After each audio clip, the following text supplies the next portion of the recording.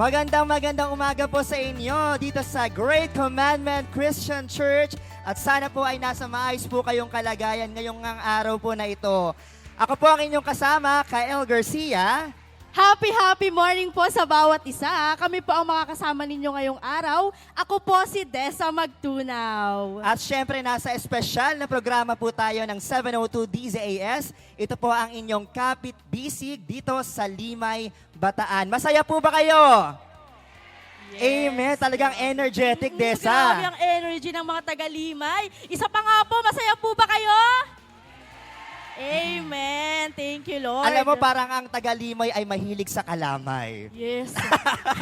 Hindi, invento ko lang yun. Grabe naman yung Diba? mga rhymings ni Kuya ngayong Yes. Siyempre, need natin yan ngayong morning. Kaya sana po, sa mga nakikinig at nanonood po sa atin dito sa Limay, Bataan, tayo rin po ay sabay lang napapakinggan sa inyo pong mga radyo sa buong Mega Manila. Tayo po ay naaabot sa buong NCR, Calabarzon, Central Luzon at ilang bahagi nga po ng Mimaropa at Ilocos Region. Kaya po, hello po sa mga listeners po natin, lalong-lalo na po sa mga nasa tahanan, nasa biyahe, kasi nga po ngayon ng araw, probably some of them ay namamahinga at nai-enjoy ang ating programa. Mga favorite na araw ngayong araw. Correct. Ng mga nag-work at ng student, syempre. At tayo rin po ay napapakinggan sa YouTube. Meron din po tayong radio app. At napapakinggan din po tayo live sa Facebook. Yes. Kaya po ang encouragement po namin sa inyo habang kayo ay nakikinig at nanonood ngayong araw, huwag kalimutan na mag-comment. Siyempre, ng inyong mga pagbate, may mga pa-shoutout man kayo. And of course, i-click na po ang share button para mas mapalawak pa ang mga nakikinig at nanonood ng ating programa. Yes, di ba sabi mo nga kanina, Kuya, ito ay special na programa, di ba? Ang Kapit Bisig sa Limay, Bataan. Kuya, tungkol saan ba yung gagawin natin ngayon, Kuya? Alam mo, nabigla ako sa tanong mo. Alam mo siya yung, ready. Yes, yung Kapit Bisig po, isa po ito sa mga ginagawa pong on-the-ground initiative po ng FEBC Philippines para po makikonekta sa amin pong mga audience. Kaya nga po, Kapit Bisig, magkakasama at magkakatuwang po tayo. Yes. So, ang tanong ko po sa inyo, magkakasama po ba tayo? Yes! Magkakaagapay po ba tayo? Yes! Grabe talaga ang energy ng mga taga-Limay. So, dito rin po, marami po tayong matututunan, nakaalaman, patungkol po sa ating pananampalataya, sa pamilya, at sa pang-araw-araw po nating ginagawa. Kaya naman sa mga kaagapay po natin na nandito sa lugar po na ito at sa mga taga-online and radio listeners po natin, huwag po kayong makakalimutan na mag-tune in po sa loob po ng 2 oras ay magkakasama-sama po tayo. Kaya huwag na natin patagalin. Yes, Kuya. Ate Dessa, kaya naman tawagin na po natin para simulan ng ating pong araw na may pagpupuri at pasasalamat sa Panginoon. Narito po ang Great Commandment Christian Church Worship Team. Ayan, tayo pong lahat ay magsitayo at handa natin ang ating puso at isip sa pagsamba sa ating Panginoon. Isang mapagpalang umaga ng pagsamba po, mga kapatid. Yan, minsan pang papurihan natin ang Panginoon. Are you excited na maranasan po ang presensya ng Diyos? Alam ko, kanina pa lang pinrepare na ng Panginoon yung bawat isa. Sabihin mo nga sa katabi mo, salamat at kasama kita ngayon. Naniniwala po tayo that God is with us. Amen? 2 o 3 na nagkakatipon sa kanyang pangalan, narito ang kanyang presensya. Kaya't minsan papapurihan natin ang ating Diyos na dakila. Purihin ka, Panginoon. Salamat sa kagandahan ng umaga. Maraming salamat, O Diyos, sa umagang pagpapala mo ay nararanasan. Amen. Let us sing. Kay ganda ng umaga, pag si Jesus ang inuna. Kay ganda ng umaga, araw-araw ay masaya. Oh, kay ganda ng umaga, pag si Jesus ang inuna. Kay ganda ng umaga, araw-araw ay masaya. At ano man ang iyong problema, ito'y kayang-kaya. Ang problema, let us declare in Jesus' name. At kayang-kaya. Salamat sa pusong masigla. Punong-puno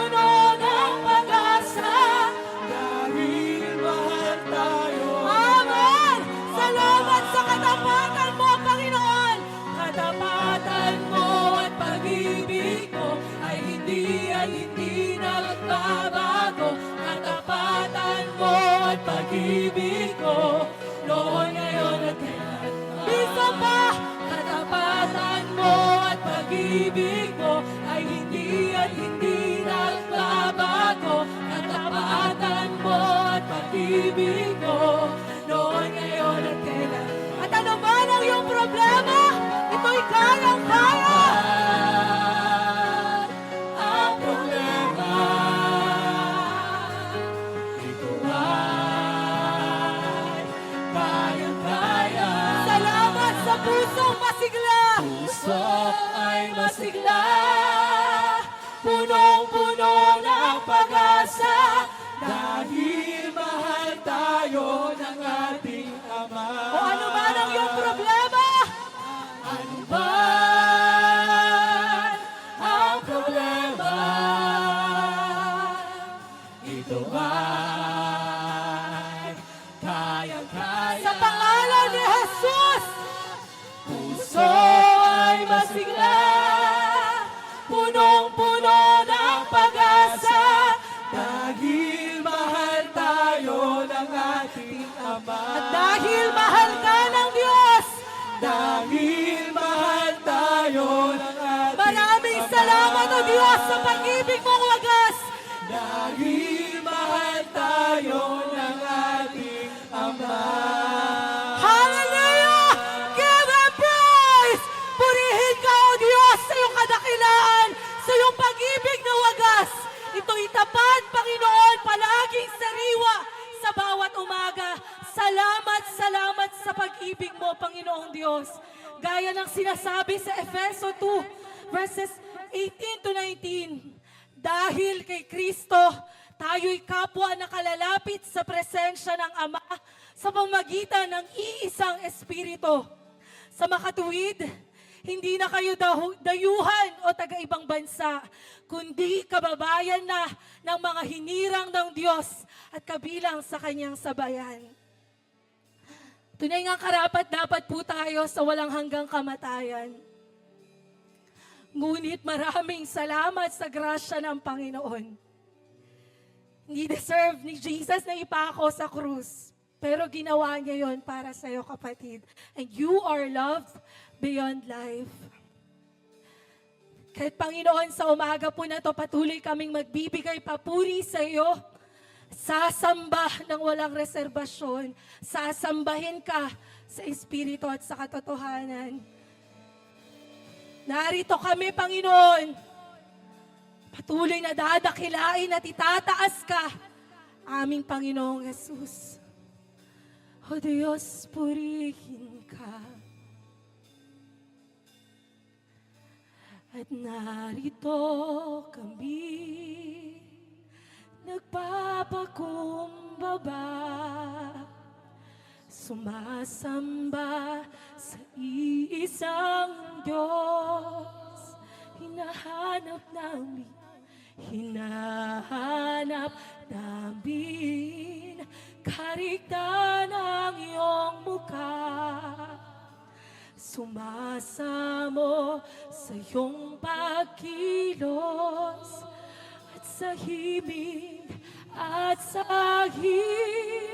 na aming dalangin, Diyos.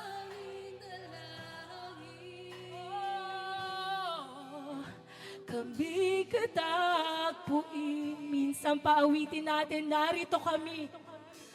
At narito kami, nagpapakumbaba, sumasamba sa isang Diyos. Hinahanap namin ang karigtan ng iyong mukha. Sumasamo sa iyong pagkilos. Tanggapin mo ang bawat mga himig na hain. At sa himig na hain, tanging dalangin, kami katagpuin. At iparanas mo sa amin ang iyong kapangyarihan. At ipamalas mo sa amin ang iyong kaluwalhatian. Hanggang ang aming kaluluwa'y mapuspos ng lubusan. At sa aming kalagitnaan ay bumaba ang kalangitan. Dakila ang iyong galang. Iparanas mo sa amin ang iyong kapangyarihan. Ipamalas mo sa amin ang iyong kaluwalhatian. Hanggang ang aming kaluluwa'y mapuspos ng lubusan. At sa aming kalagitnaan bumaba ang kalangitan. Dakila ang iyong galang. Minsan pang iparanas mo, Diyos, Iparanas mo sa ang iyong kapangyarihan. Ipamalas mo sa amin ang iyong kaluwalhatian. Hanggang ang aming kaluluwa'y mapuspos ng lubusan. At sa aming kalagitnaan bumaba ang kalangitan. Dakila ang iyong galang. Hanggang ang aming kaluluwa, hanggang ang aming kaluluwa'y mapuspos ng lubusan. At sa aming kalagitnaan bumaba. You are here, Lord God, moving in our midst. Oh, dakila ang iyong galang. Ating sambitin, Diyos ay dakila. Dakila ang iyong galang. Oh, ikaw ay dakila. Dakila ang iyong galang. Let us worship the Lord with gladness. Patuloy ka namin pupurihin, O Diyos. Bawat labi, bawat may buhay, isisigaw ang kadakilaan mo na ang Diyos na sinasamba namin, Diyos na buhay, Diyos na mananagumpay, Diyos na nagpapagaling, Diyos na sumasa amin. Oh, purihin ka. Dakilain ka, Panginoong Diyos. Lord, narito ang iyong mga anak. Patuloy na magbibigay, pagsamba, sasambitin na ikaw lamang ang aming dakilang tagapagligtas, ang aming Mesiyas. Oh, purihin ka, Panginoon. Palakpakan po natin ang Diyos. Jesus, your name is above every name. Walang makapapantay, walang makahihigit po sa iyo, Panginoon. Gaya ng sinasabi sa unang Kronika, chapter 29, verses 11 to 13.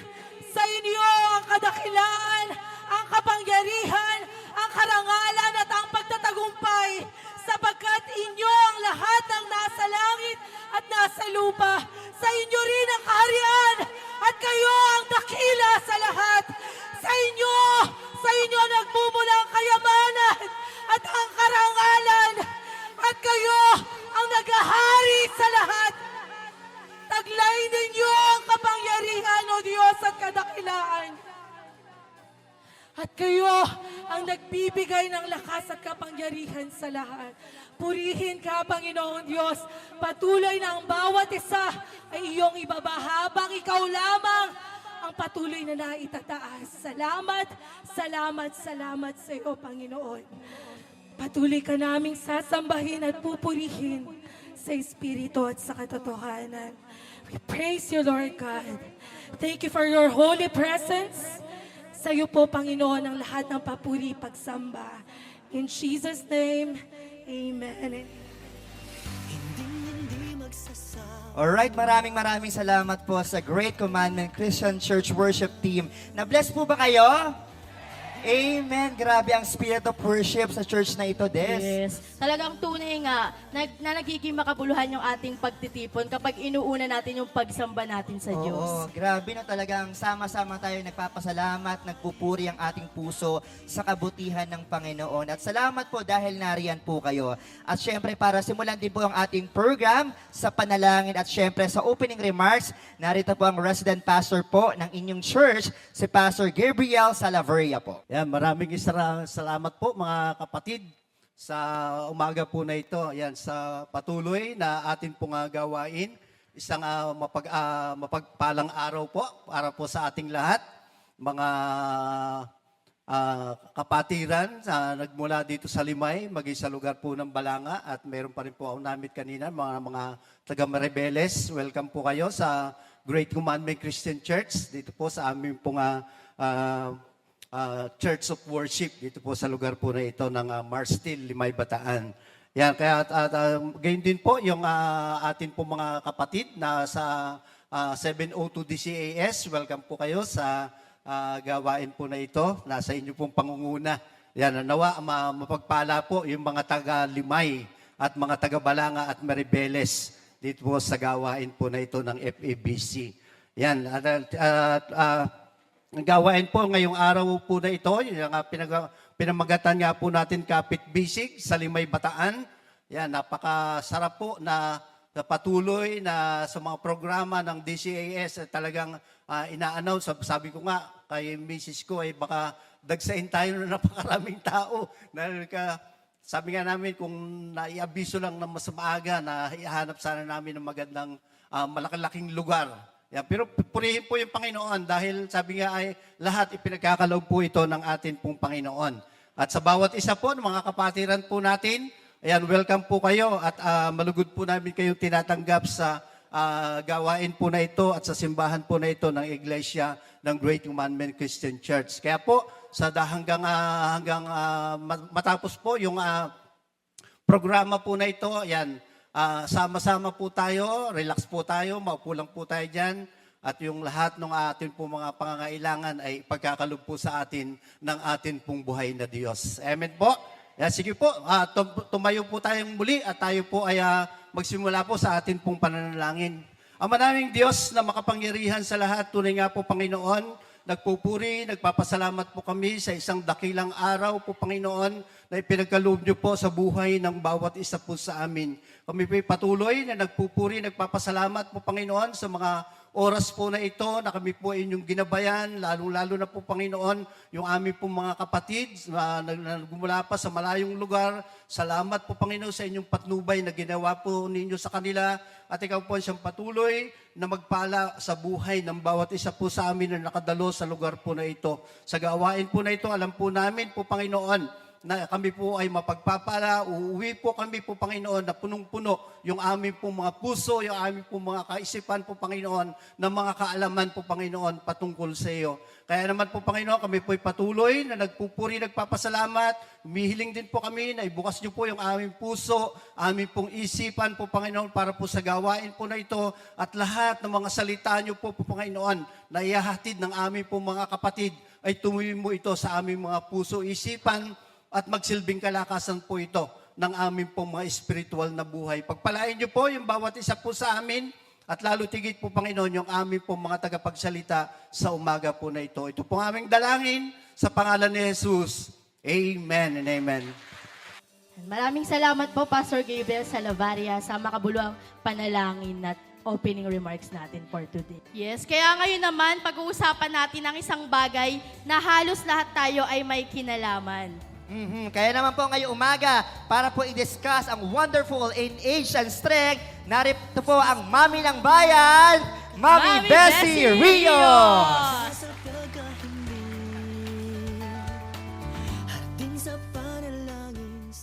Wow, ang energy naman ng dalawa. Parang Kael ilang Chicken Joy at saka McDonald's. Magandang umaga po sa ating lahat. So pinagpalang araw po sa bawat isa. Kilala po ako ng mga ilan sa atin dahil nandito po ako, I think, na last year. Last year ba? O 2024. Ayan.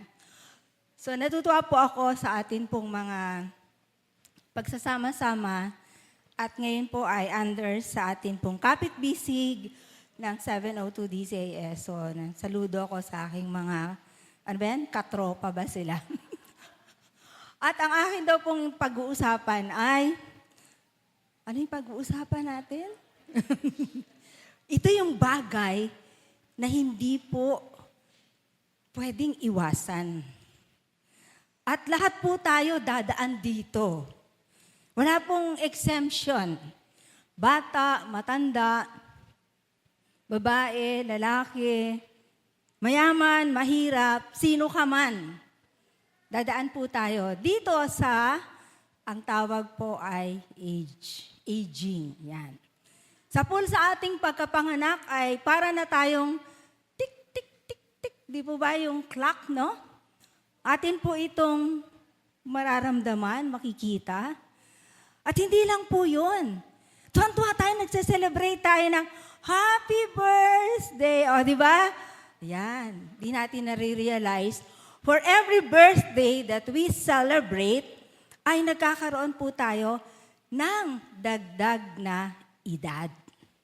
So, paano ang gagawin natin para yung edad na ito, na isang katotohanan at isang hamon sa atin, ay gagawa natin ng kakaibang description. Marami po kasi pag sinabing umiidad, ay, matanda na ako. Yan. Dito nga ako, para mas nakikita ako ng tao. Okay ba? At 72, wow. Parang bagay sa akin tong topic na to. Sabi po ay wonderful in age and in strength. Yan. O, di po ba? So, paano po natin tong gagawin?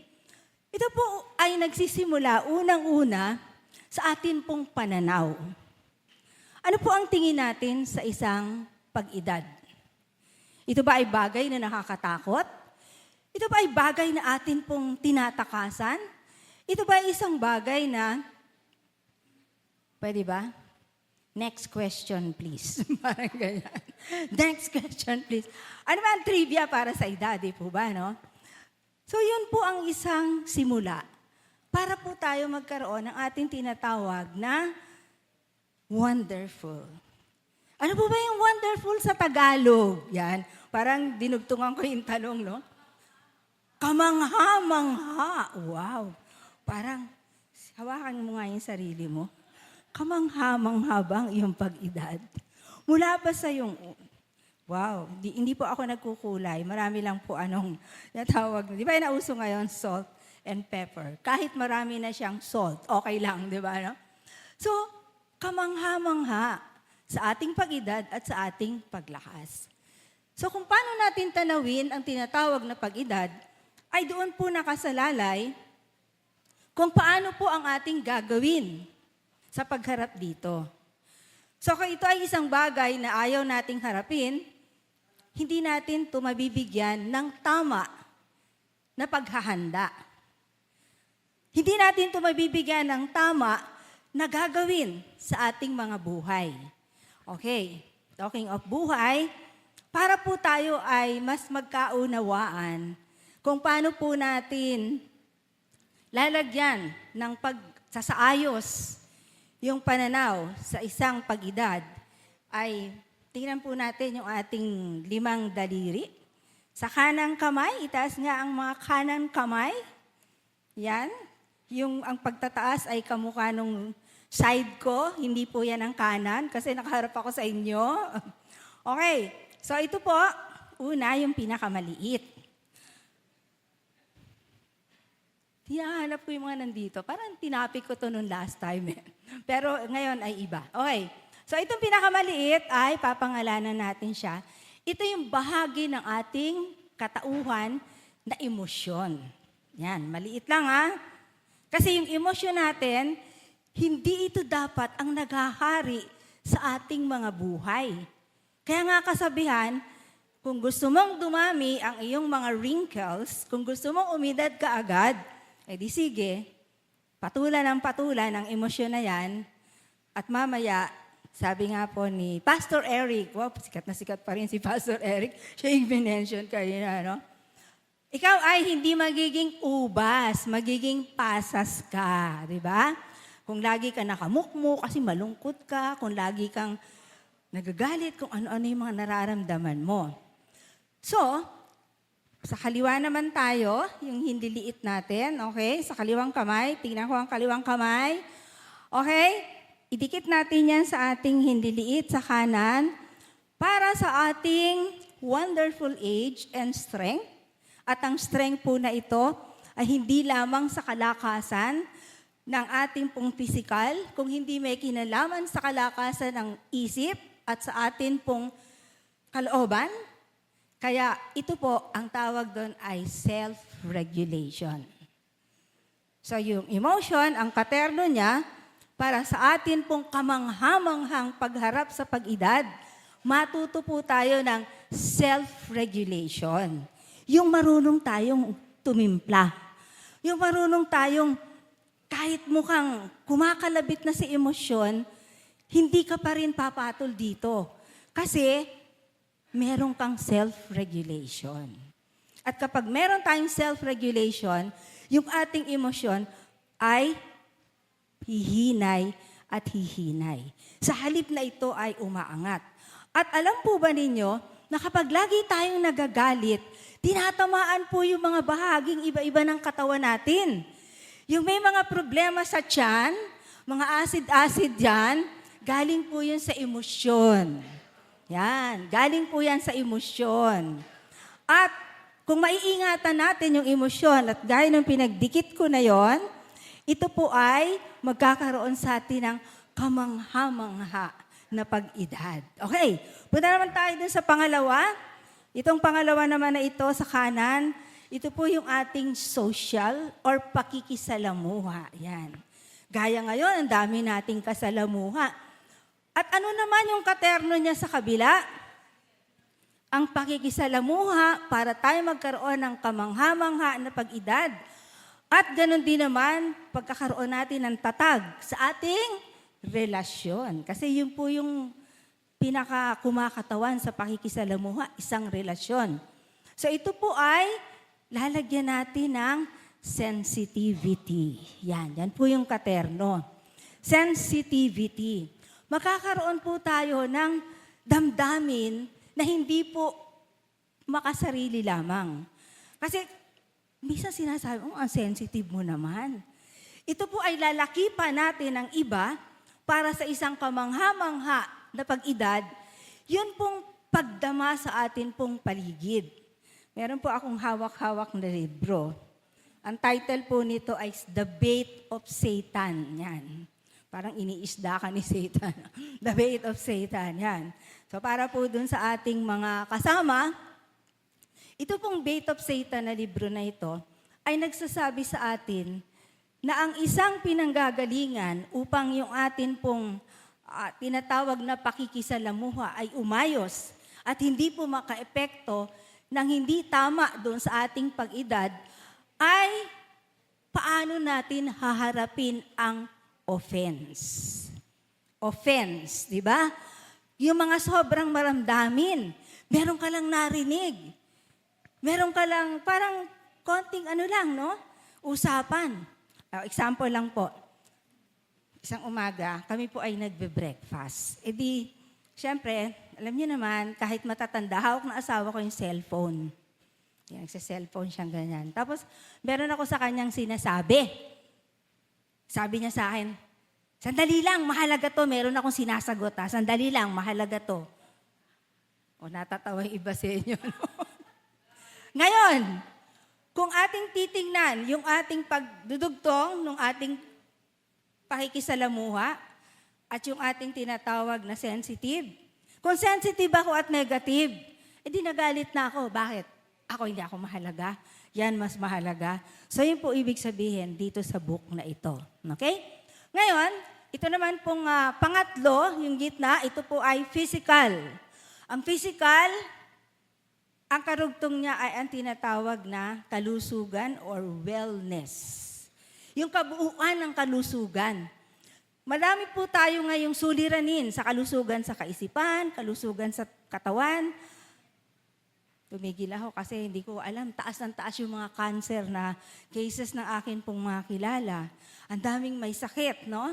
Ang daming nanghihina. Parang ang bata-bata lang, hindi na maiangat yung katawan. Parang hindi makakilos ng maayos, hindi makaakyat ng hagdanan. Humihingal na sila agad. So, ano po ba ang dapat dito sa tinatawag nating kalusugan o dun sa physical? Kasi magkaterno yon. So, mahalaga po dito sa kalusugan, yung atin pong tinatawag na tamang diet. Ayan. Isa lang po bibigay ko kasi maikli lang tayo. Diet. Alam mo nang bawal, pagkain ng cancer, ang mga matatamis at bawal sa mga diabetes. Diba? Ito yung nagkoko sa atin yung mga kung ano-anong hindi magaganda sa katawan. Ay, ang sarap, no? Naka-soft drinks ka na, kumakain ka pa ng french fries, meron ka pang float. Tapos, ano yung kinakain mo? Yung pansit, pinalaman sa tinapay. O, di ba? Busog ka. May kakanin pa na dessert. So, yun po ang mahalaga sa atin, doon sa ating kalusugan. Okay, yung pang-apat, dito naman sa hintuturo, may kinalaman to sa kaisipan. Pwede ba ipakita yung drawing? Okay, may drawing po akong papakita. Kasi madalas nating iniisip, kapag kakaisipan, magbabasa ka, academics, yun lang, no? So nakikita niyo po yan. Yan po palang paggawa niyan. Kung gusto natin na magkaroon ng kamanghamanghang pag-edad, let's try to do something new. Ako po ang nag-painting niyan, no? Okay ba? Pakita natin yung isa. Nagsimula yan ng ganyan. Yung mga agos na yun na nakaganon, ginaganon-ganon ko lang yon. Ngayon lang po ako nakahawak niyan. Something new. At ang lumabas, pakibalik, yung magandang yan. Okay ba? Kaya ba? Ganyan lang kasimple. Something new for our mind. For our mind. Okay? Ngayon, the last one, ito po inilagay ko sa huli kasi ito po yung pinakamahalaga para po dun sa ating kamanghamanghang pag-edad at pagkakaroon natin ng lakas. And I'm talking of the inner strength, ay, ito pong huli na to, ay may kinalaman sa spiritual. Okay? Yung kaisipan natin, yung karugtong dito ay fill our minds with new things para magbago ang ating takbo ng isip, gumawa ng mga bago. But this one, ito po yung ating pundasyon. As we age, let us always remember, sa isang araw nahahakbang tayo kung nandiyan ang Panginoon, our Creator, sa bawat araw ay lumalayo sa mundo at lumalapit tayo sa ating Panginoon. Minsan pa iniisip ko, at the age of 72, sabi ko, Lord, 10 years, I'll be 82. 15 years, how much pa yan? O yung iba, mas bata. Pero wala po sa edad. Nasa panawagan ng Panginoon. Kaya ang mahalaga, let's make ito pong ating tinatawag na spiritual at yung karugtong niya sa thumb is worship and praise. Now, I'd like to show the video. Yung papakita ko po yung source of the strength and power. Para po dun sa ating spiritual. Ito po ay aking personal na karanasan. Welcome to the power source. This is where I draw strength from the inspiration nitong mga halaman na ito, and of course, kneeling before the Lord, and a lot of insights from my BFF authors from these books. Yan, nakaka-inspire po ang mga halaman that I put around para po dito sa tinatawag po na source of my strength. Inspiration from these books. Yan. Okay? Wow. Di lang po yan. Ang pinakamahalaga is, of course, to meditate and to experience the reality of God's Word, telling me that it's a light unto my path and a lamp unto my feet, to carry on what I call a busy day sa akin pong buhay. Okay, thank you. Yun po ang pinakahuli. Because kung nais natin magkaroon ng maayos sa pananaw sa atin pong pag-edad, maging kamangha-mangha, mapapawaw. Gaya ng mga marami pong pumapansin sa akin, Mami, paano? How to be you? At 72, ganyan, how to be you? Let's keep on remembering yung 5 bagay na ito. And at the end, pag pinagsama natin sila, yung sinabi ko doon, let's pray. I showed you, that's my prayer room sa akin pong tahanan. Marami pong salamat at sana tayo po ay natuto at na-challenge dun sa aking sinasabi. Maraming salamat po, Mami Bessie, sa napakagandang learnings natin ngayon. Diba sabi po, wonderful, ano yun kaya? Wonderful in age and strength. Grabe no kuya, wala talaga sa edad. Yung Tama. pagiging natin creative, yung pagiging makabuluhan natin dito sa mundo. At saka hindi halatang 72 si Mami Yes. Bessie. Parang parang 71. Joke. Hindi, joke lang po. So ayan, marami po ba kayo natutunan kay Mami Bessie? Ngayon naman, kuya, pag-usapan natin ang isang bagay na halos lahat tayo ay may kinalaman. Alam niyo po ba kung ano? Ano ba yan? Siyempre, pera! Yes! Ayan.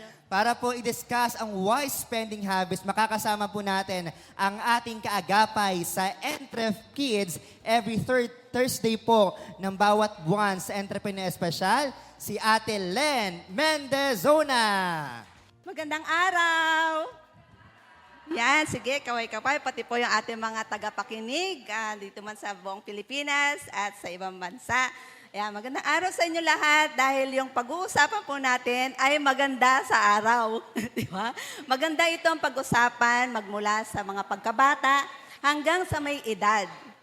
Okay? Tawagin niyo lang po ako sa Ate Len. At ito po yung nais naming i-share sa bawat isa sa atin na sa araw to yung tinuturo ni Mami Bessie kanina. Ano yung ito? Ano ito? May kinalaman sa mind. Diba? So ngayon po, yung sasabihin natin dito, yung aming i-discuss lalo na sa wise spending habits, suggestions lang po ito. Okay? Wala po tayong black and white na ito ang nangyayari sa akin, ito rin mangyayari sa inyo. Wala pong gano'n. Lahat ito ay suggestion. Sige, sabihin mo sa katabi mo, suggestion lang to ha, walang pilitan. Di ba? Walang pilitan, walang pilitan. So, ano yung nababasa nyo dyan? Ano yung nakikita nyo po? Okay? Di ba? Stop, look, and listen yan. So, we will stop, then look, and we'll listen. Dahil ano yung red? Okay? Yellow? Slow down. And ano yung uumpisahan? Yan yung go tayo, di ba? Anong kinalaman ng savings doon sa pag-uusapan natin na wise spending habit? Ano po ang mas madali? Mag-ipon o gumastos? Yes! Akala ko po, walang walang sasabihin mag-ipon. Wow! How to be you po. Di ba? Ako po ay isang Ilocanang hindi kuripot, pero ako yung Ilocanang magastos. Okay? So ito po pag-uusapan natin tungkol sa wise spending habit. Yung paggasta talagang andyan na. Okay? Gagawin lang natin wiser siya dahil lalagyan natin ng kabaliktaran or yung katapat niya. And lagi nating sabihin, lagi nating alalahanin na yung ginagawa nating mga adults, inoobserbahan tayo ng mga bata. Nabanggit ni Kuya Kael na sa Entrep Kids, ito po yung ating purpose na ang bawat adult at bawat mga magulang, kahit man ate yan or kuya, alalahanin natin na nag-oobserba ang mga bata. At yung naobserbahan nila, yan yung na-absorb. Ang description nga sa mind ng mga bata, parang sponge eh. Di ba? Parang sponge siya. Na-absorb ko, ano yung nakapaligid sa kanya? Yun yung ma-absorb niya. Kaya kung ang nakapaligid sa kanya ay gastador, o kaya nag-iipon, yan lang din po yung ma-absorb ng mga bata. Okay? So, ang keyword dito, keywords, observe, nag-observe sila, and they absorb. Okay? So, yan po yung ating pakaingatan. Ano kaya yung ma-absorb nila sa atin? Bilang mga nanay, bilang mga ate at mga kuya. Even sa church po, di ba, na-absorb lang ng mga bata. Pag nagpe-praise and worship sila, o tataas lang din yung kamay ng mga baby, ganyan. Go-observe lang po yan. And mind you po, 3 years old ay meron na silang idea tungkol sa money kasi tatakatanggap na sila na aguinaldo. Yung iba nga ay naaabutan na ng kanilang mga ate at kuya pag may na-share sa kanila. And at 7, nakaka-develop na sila ng financial habits. Andiyan po natin hindi pa yan nag-aaral, meron ng mga financial habits. Kaya po doon sa mga nakikinig din po sa atin sa radio, pakatandaan po natin na yung pakikinig nyo, yung senior kanina ni Mami, bata pa lang siya, yung pakikinig, dala niya hanggang 71 years old, naobserbahan niya sa nanay. Kaya ikikwento ko rin po sa inyo, ano yung naobserbahan ko sa nanay ko. Okay? Ito pong illustration na to ay, sabi ko nga sa inyo, suggestions itong mga to, pwede niyong gawin, pwede niyong umpisahan, pwede namang hindi. Ay, ginagawa ko na yan. Yung pag minatanggap tayo, paano natin siya i-proportion? Di ba? Paano natin siya i-divide? Para siyang isang malaking pie. O yung 10%, alam na natin. Yung kung saan siya pupunta, it's for our tithes. 10% or 20% sa savings. Tignan niyo, iba-iba yung may percentage kasi iba-ibang tao, iba-iba yung kanilang practices. 70%, wow, ang daming gagastusin. Di ba? 70%. Meron nga gumagastos ng 50% lang kasi napupunta sa ipon yung iba. Okay? Ang tawag naman dun sa iba na hindi nagtatides ay training wheel for giving. Lahat po tayo, alam ko, ay merong mga kakayanan na magbigay. Any amount po yan. Pero ito po ay mga simple budgeting principles na pwede nating ituro sa mga bata. Pero bago natin ituro sa mga bata, tayo muna. Sige. Tayo muna. Ako muna. Ako muna.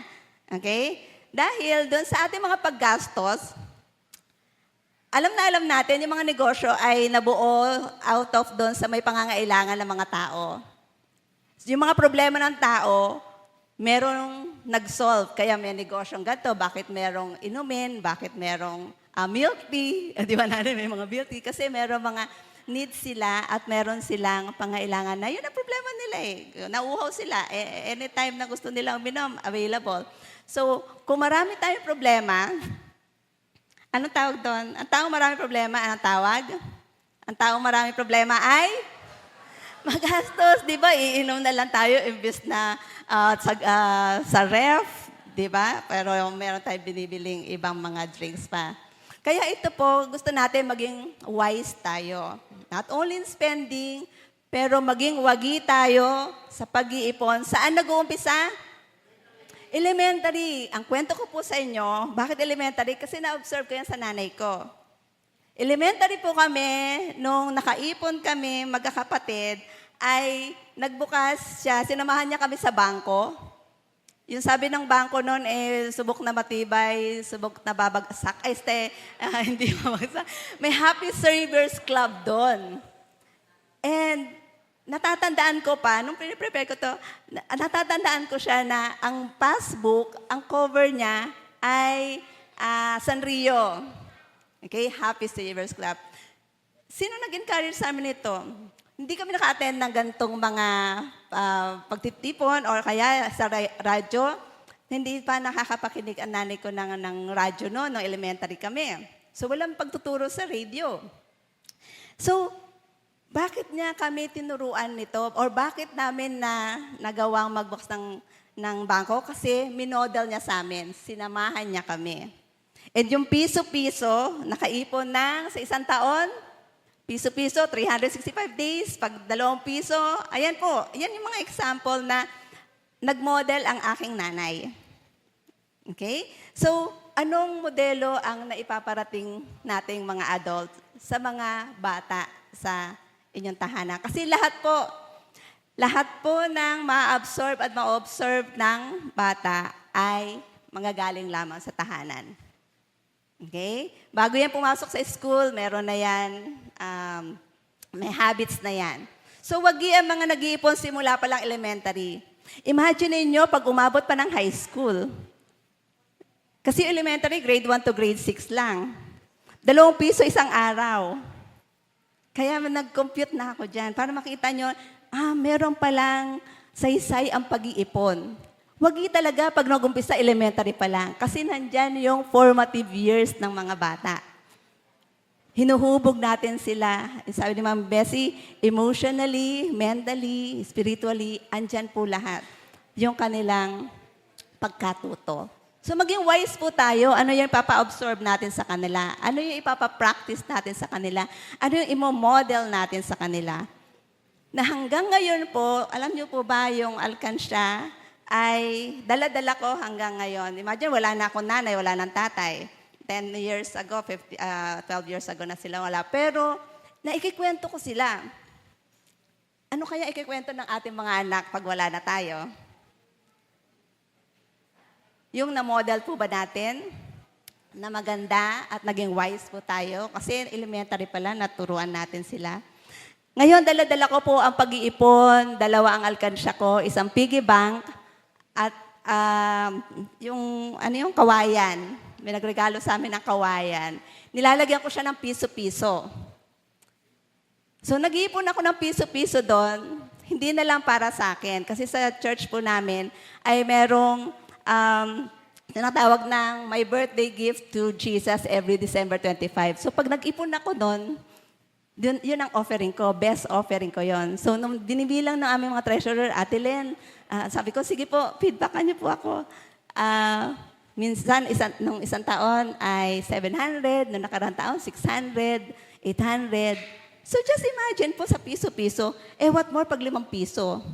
Yung isang piggy bank naman namin ay 5 pesos, 10 pesos, at 20 pesos nilalagay. Alam niyo po ba, may isang pagkakataon, doon kami kumuha na pangbayad ng kuryente. So, na-imagine niyo, may bababa sa kuryente na 200? Ala po, di ba? So, kailangan lang po maumpisahan, start somewhere, and start early para sa mga bata. Okay? Pag naumpisahan natin sila na mas maaga at mas dala-dala nila ito, pagtanda nila, mas magsisink in po sa kanila. And ito yung sabi ng salawikain ni Kuya Rex Resurrection doon sa libro niyang Creating Wealth. Sabay-sabay natin nabasahin. At pwede nyo rin po, pag kayo'y nakikinig, itatype nyo rin po dyan kung ano yung napapakinggan nyo. Binubuo ng patak-patak ang karagatan.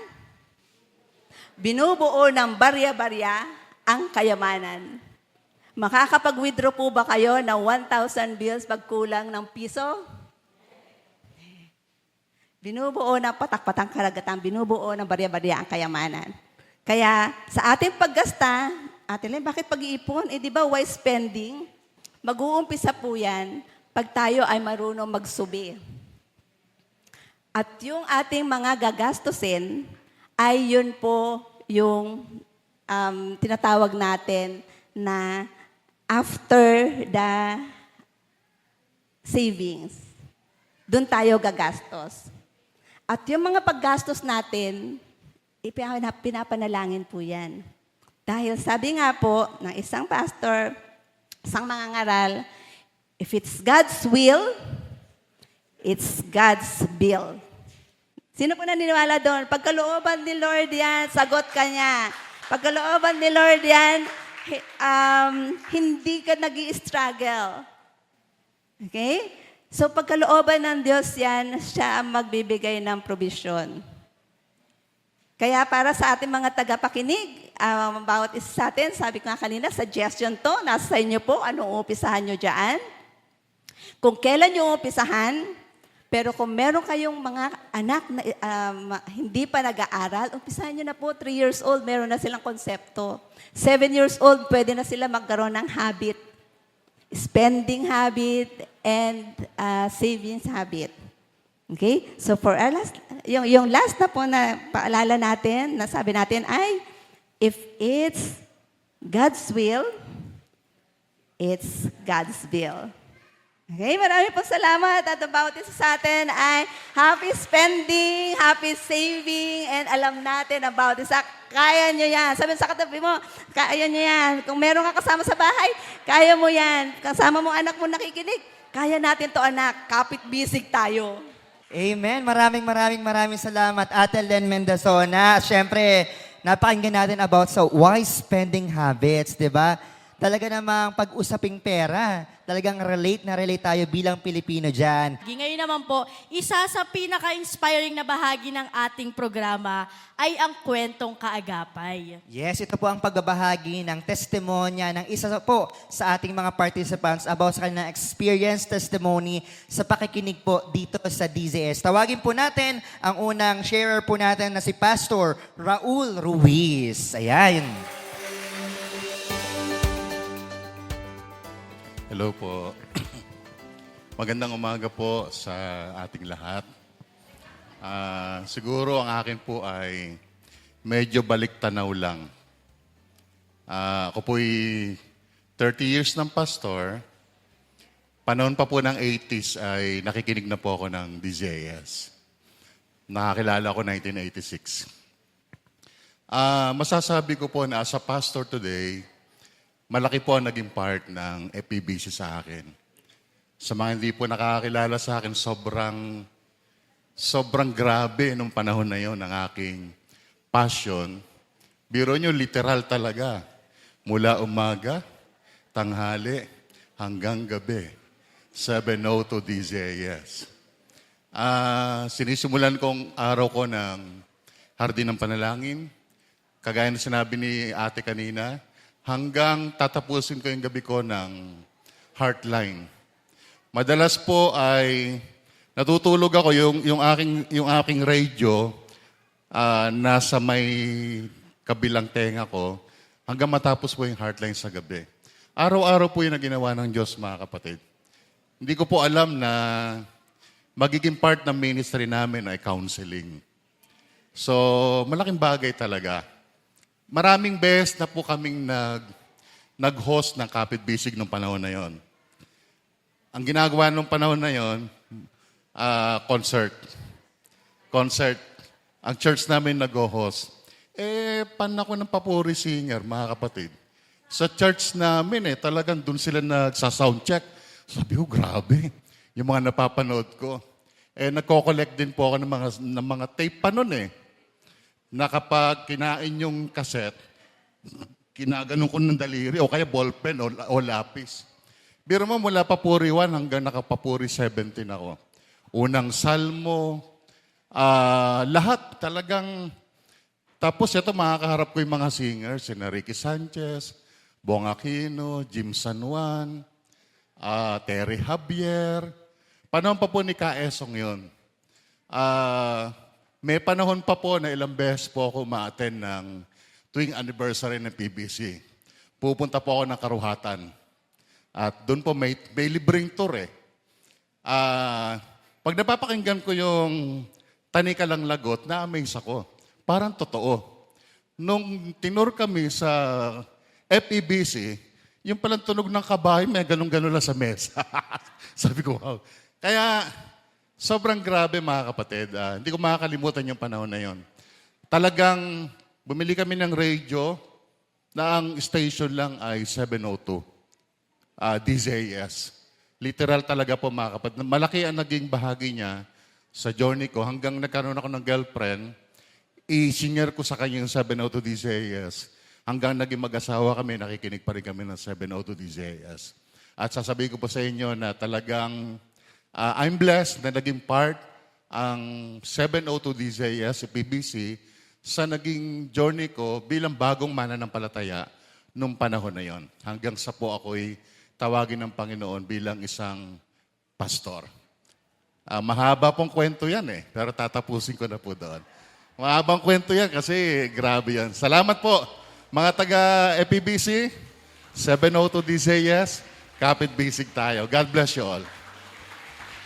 Maraming salamat po, Pastor Raul Ruiz, sa inyong ibinahaging kwentong kaagapay. Tunay po na talagang ginagamit ng Panginoon bilang instrumento ng kanyang good news ang pakikinig po sa DZAS. At nawa po, isa rin po kayo sa nabahagina ng good news po ng ating station. Yes. And of course, nasa exciting part ulit tayo, Ate Dessa. Dahil sa puntong ito, bibigyan naman tayo ng isang espesyal na awit. Mula po yan muli sa GCCC Choir. Yan, tara na po.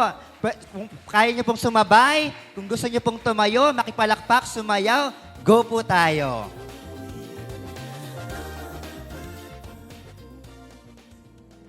Sadyang kay buti ng ating Panginoon, magtatapat sa habang panahon. Maging sa kabila ng ating pagkukulang, biyaya niya'y patuloy na laan. Katulad ng pagsinag ng gintong araw, patuloy siyang nagbibigay tanglaw. Kaya't sa puso ko't damdamin, katapatan niya'y aking pupurihin. Dakila ka, O Diyos, tapat ka ngang tunay, magmula pa sa ugat ng aming lahi. Mundo'y magunaw man maasahan ng lagi, maging hanggang wakas nitong buhay.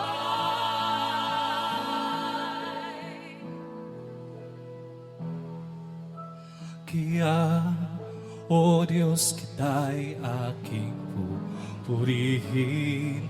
Sa buong mundo'y aking aawitin.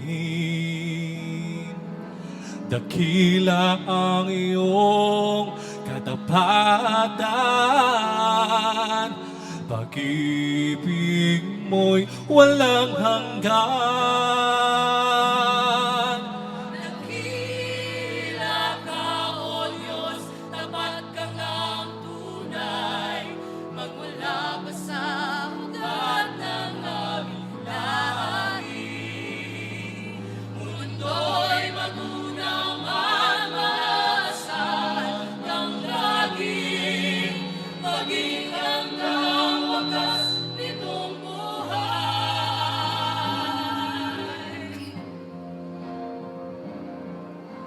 Dakila ka, O Diyos, sa habang panahon, katapatan mo'y matibay na sandigan. Sa bawat bigatin, tagumpay man ay naroon. Daluyan ang pag-asa kung kailangan ginahon. Pag-ibig mo ngalay sa amin noon hanggang ngayon. Dakila ka, O Diyos. Dakila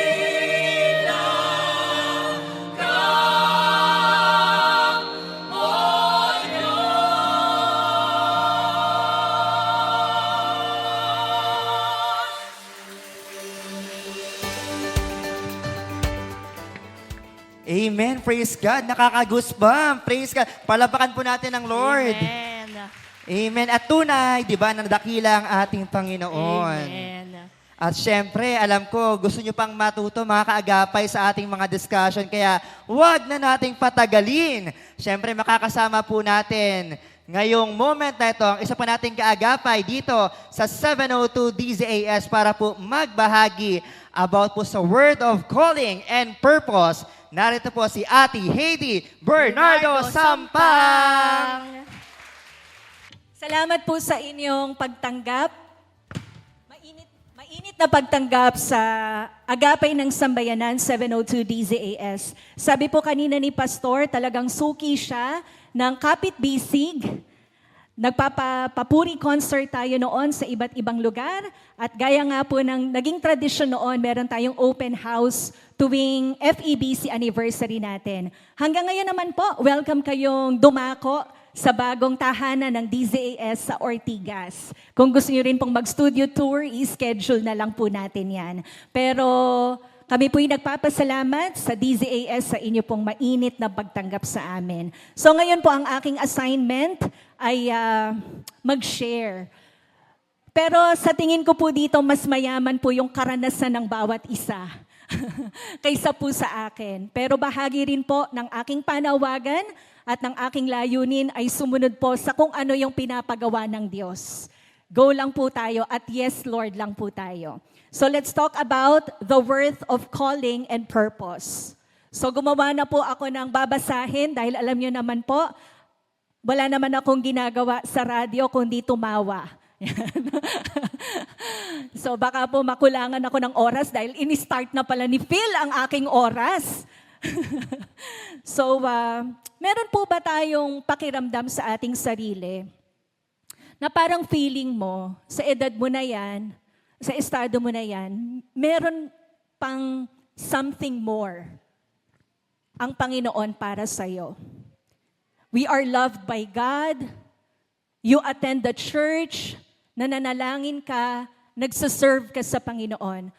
Pero deep inside, merong something na, anak, I created you for more.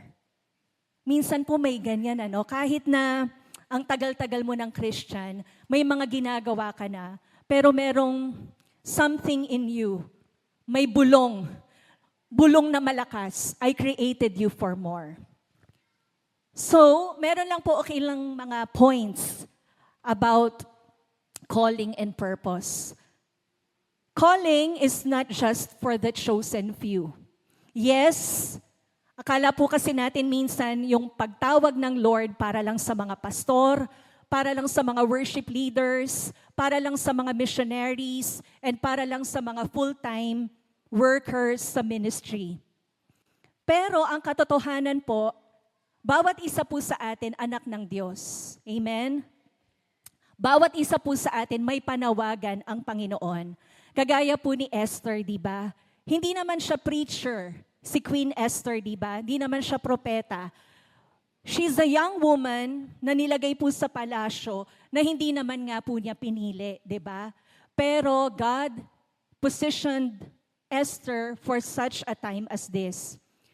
So tayo po, meron po tayong kanya-kanyang position ngayon. Whether in the office, whether at home, or in business, or in ministry, hindi po aksidente kung bakit ka dyan nilagay ng Panginoon. It is strategic. Sabihin mo sa nasa kanan mo, it's strategic. So yung pagtawag po, hindi lang yan para sa mga nasa likod ng pulpito na kagaya nito. Bawat isa po sa atin may panawagan. Your season does not cancel your calling. Sabi nga po ni Mami Bessie kanina, yung kanyang buhok ay salt and pepper na bagay sa kanya. And ang daming nag-testimony dito na nasa senior years na po nila. Maybe isa kang nanay that you feel invisible. Hindi ka na pinapansin kasi parang it's just natural na gawin mo yung mga gampanin mo bilang nanay. Maybe single ka, kaway-kaway ang mga single. Napagod ka na ring maghintay. Or maybe you're in a job na feeling mo, hindi naman ito talaga yung gusto kong gawin. Maybe you are serving in this church, sa ibang church, and you feel unappreciated. Sabi po sa Jeremiah 29:11, very familiar verse, "For I know the plans I have for you." Diba?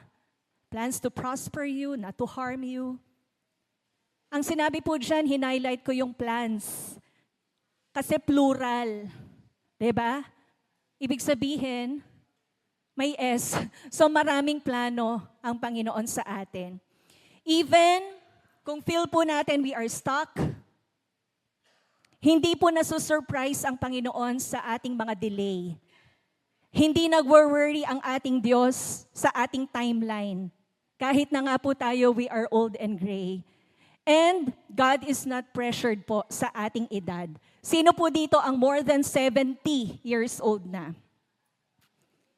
Wala nang umamin. Ayun. Diba? Hindi po talaga halata. And we believe na kahit po sa ganyang edad, meron pa ring panawagan ang Panginoon, may pinapagawa pa rin ang Panginoon. And for those who may feel left behind, sa kalendaryo po ng Panginoon, hindi ka pa late. Sabihin mo sa katabi mo, hindi ka pa late.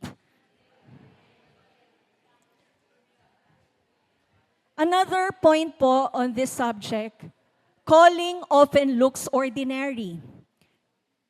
Minsan po kasi iniisip natin yung calling, pag tinawag ka ng Panginoon, dapat may kasamang pakulog at kidlat. Diba? Gusto natin may burning bush, ganyan.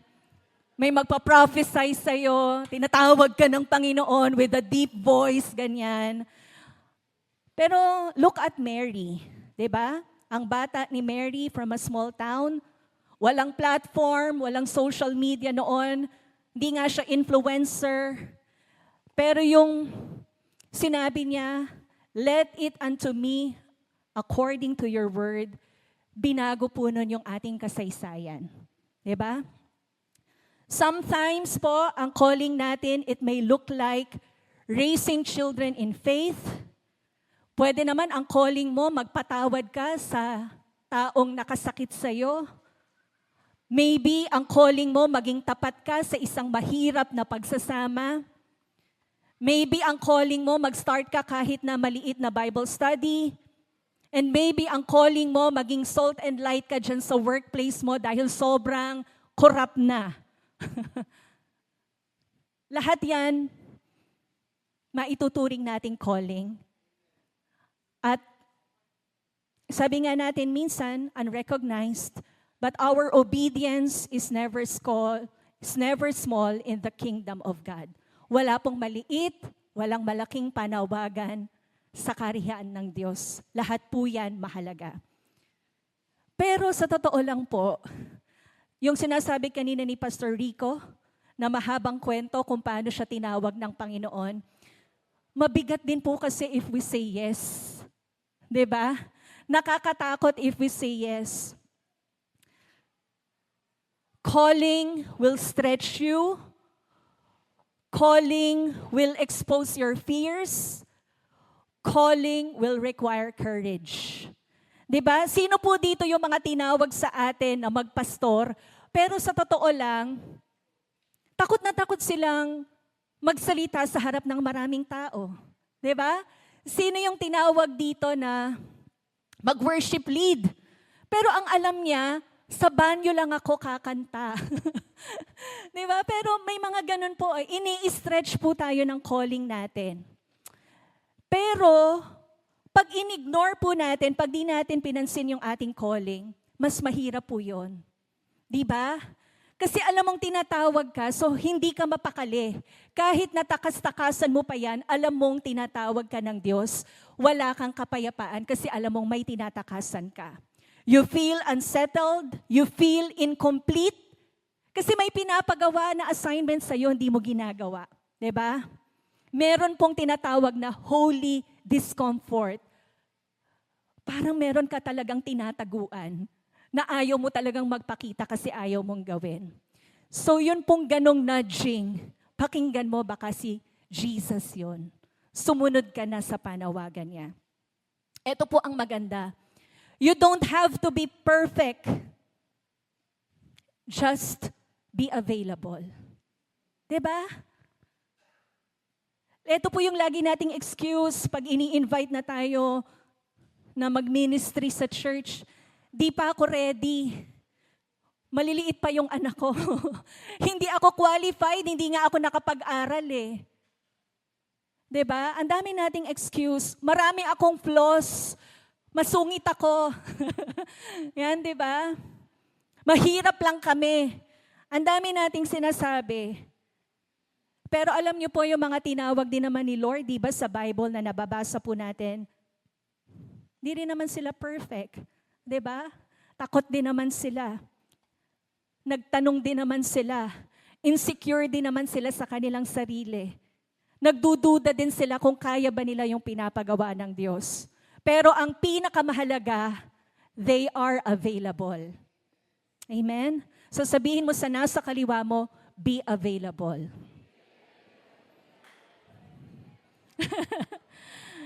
God does not call the qualified. God does not call the qualified. He qualifies the called.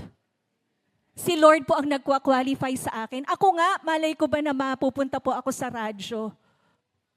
Nag-handle pa ako noon ng Family Matters. I came from a broken family.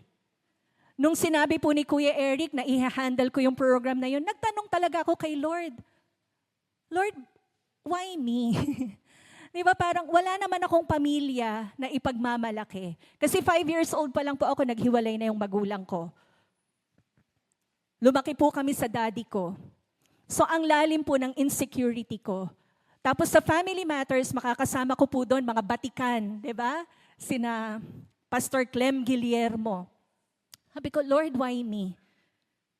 Pero yun nga hindi po yung qualification natin yung tinitignan ng Diyos. Dahil siya yung nagkwa-qualify po sa atin. Amen? So, dapat po mag-surrender.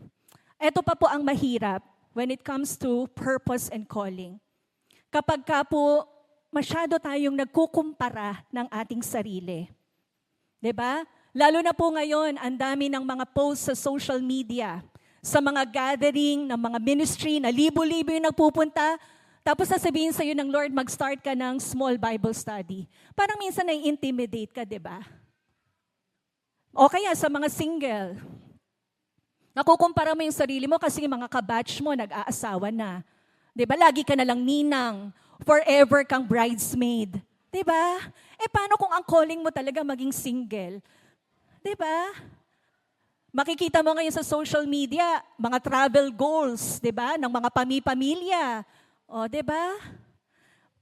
Yun parang we tend to compare ourselves dun sa mga na-achieve ng iba. Nakakalimutan natin, meron tayong sariling panawagan sa Panginoon. And you ask, Lord, bakit ako? bakit hindi ako? Bakit wala akong ganon? Diba? Ba't hindi kami nakakapunta sa ganyan? Ba't ganon yung ministry namin ang liit? God does not duplicate assignments. Remember, you are not behind. You are not less. You are not forgotten. Comparison will distract you from your unique assignment. Remember, ito po paborito ko. Every flowers bloom in different season. Kanya-kanyang season yan. Season niya ngayon. Ibigay mo yun sa kanya. Darating din yung season mo. Okay? Kasi kung tinawag ka ng Lord, He will make it happen, di ba? Purpose is rooted in identity. Bago po tayo naging wife, mother, leader, professional, and servant, tayo po ay daughter and sons of God. Amen? Yung worth po natin, wag natin yan kukunin sa mga pagiging productive natin. Minsan po, we are so busy sa kingdom and not for the king. Yung worth po natin was long time settled at the cross. So our purpose flows from our identity, not the other way around. So kung hahanapin po kasi natin yung identity natin sa ating purpose, mababurn out tayo. Kasi doon mo na hinahanap yung pagkatao mo paano kung biglang mawala yon? No one is indispensable pa naman po, di ba, sa gawain ng Panginoon. So dapat po, assured tayo sa ating identity. Ano po ang magaganap kapag nag-yes po tayo? Don't underestimate po what God can do through you dahil nag-surrender ka. Yung ating pag-oo sa panawagan ng Panginoon, it can save a family. It can inspire a generation. Pwedeng ma-break yung generational curses, di ba? It can raise godly children. It can heal broken relationships dahil lang umoo ka. Your obedience may not trend online unlike others, but it echoes in eternity. So nagtanim tayo at si Lord ang magsusukli po sa atin. Final 2 points po. Maybe at this point, feeling mo, wala na mangyayari, eto na yon. Nararamdaman mo, you are spiritually dry, emotionally exhausted ka, nakakapagod, hindi mo na alam saang direksyon ka pupunta, ang daming tinig na naririnig, o kaya natatakot ka to step out of your comfort zone. But I would like to encourage you, our God is not yet done with you. Hindi pa siya tapos sa'yo. Sabihin mo sa katabi mo sa kanan. Siguro naman po, humihinga pa yan, ano? May purpose pa sa buhay habang tayo'y humihinga. Remember, waiting is not wasting. Maybe hinahanda ka ng Lord for a greater assignment. Huwag po tayong magmadali. So, ngayon po, be personal sa Panginoon. Saan ka natatakot mag-say ng yes? Takot ka bang mag-start ng something? O tapos mo bang tapusin yung something? Pwede po yun eh. Di ba? Ayaw mong i-give up kasi nasanay ka ng ginagawa mo yan. Maybe God is talking to you, ang calling mo mag-forgive ng somebody. O kaya maybe ang pagtawag sa iyo ng Panginoon ngayon, magtiwala ka ulit sa akin kasi masyado ka nang naging abala at masyado ka nang nag-focus sa sarili mo. Maybe ang calling sa iyo ng Panginoon, pumunta ka na sa leadership. I-accept mo na yung invitation ni pastor. Diba? Or maybe He is calling you to let go of control. Masyado ka ng boss, ikaw na yung tsuper. Diba? Si Jesus ang tsuper ng buhay dapat. So, in closing po, the world does not need more perfect men and women. It needs more men and women of faith, men and women of courage, men and women who will continue to pray even they are tired, and men and women who will obey even when afraid. So sa Panginoon po, lahat ng season ng buhay natin, walang tapon. Sabihin mo sa nasa left mo, walang tapon. Lahat ng pinapagdaanan sa atin ng Panginoon may gamit. Sabi nga diba, from mess to message, from test to testimony. And as you reflect, saan mo ba ako tinatawag, Panginoon? Sabi mo, there is more. I would like to share, ubos na po yung oras ko, pero 4 minutes song, okay lang po ba? I would like to share po sa inyo ng isang awit, maybe very familiar din po kayo dito. So let us commune with the Lord. At I believe po kapag tinawag tayo ng Panginoon, hindi niya naman tayo iiwan. Di ba? Sasamahan niya tayo mula sa umpisa hanggang sa wakas. All for His glory.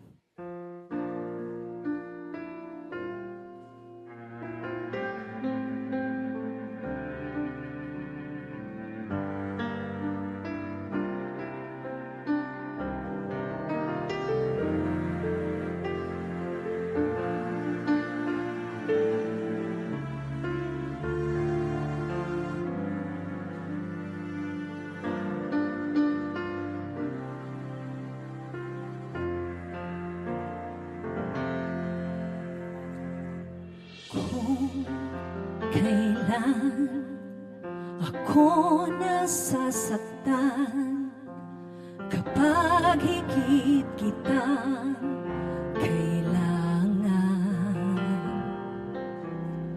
O Jesus, dumarating daraing sa'yo.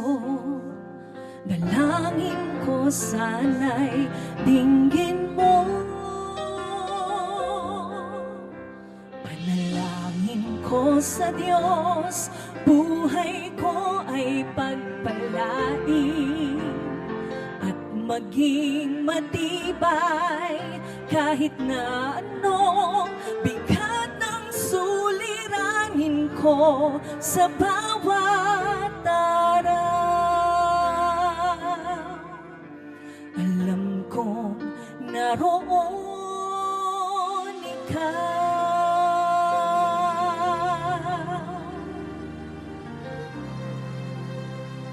Ang lahat ng kalayawan ko, dalangin kong lahat sa'yo.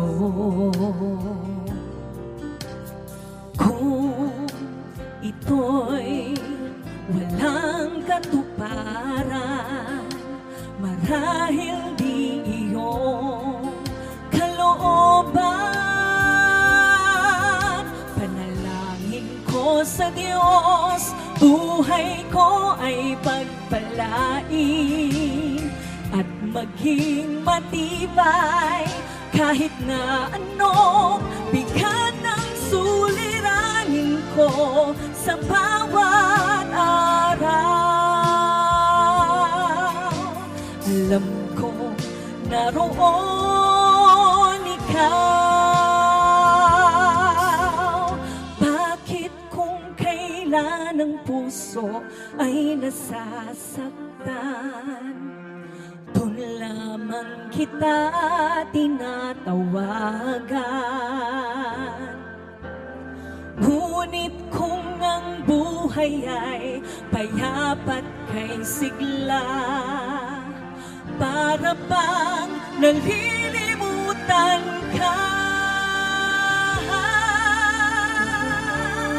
Nanalangin ko sa Diyos, buhay ko ay pagpalain at maging matibay kahit na anong bigat ng suliranin ko sa bawat araw. Alam ko naroon ikaw. Alam kong naroon ikaw.